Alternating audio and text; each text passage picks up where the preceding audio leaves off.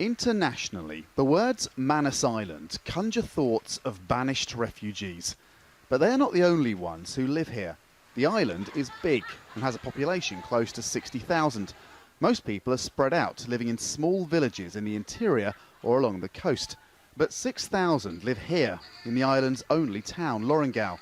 Lorengau is also now home to about 700 refugees. Most moved here against their will on Friday.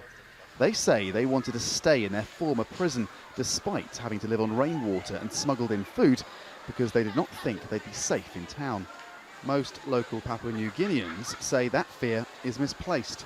Manus people are very accommodating people. They're loving, they're inclusive people. But others have concerns about hundreds of men from very different cultures suddenly living among them. It's just men only, and when they come out like this, they find their freedom, and like that, they just wanna they'll feel the need of having a lady or something like that. And they might cause problem with the local ladies. That's not concern, though, that necessarily leads to hostility.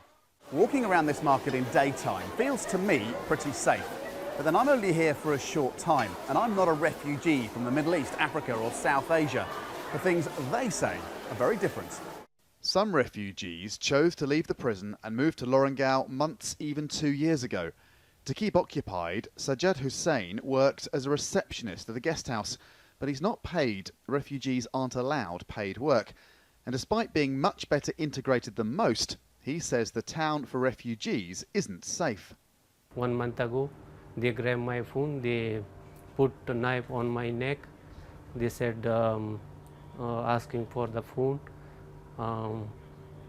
If I didn't give them, they kill me. Many refugees have similar stories. Drunk young men attack them. Among locals, most have sympathy for the refugees, but think it's time they move on, or were moved on. They should have gone. They belong to a different culture, different world, different language. 4.5 years is too long. They should have gone by now. The refugees feel the same way. Andrew Thomas, Al Jazeera, on Manus Island in Papua New Guinea.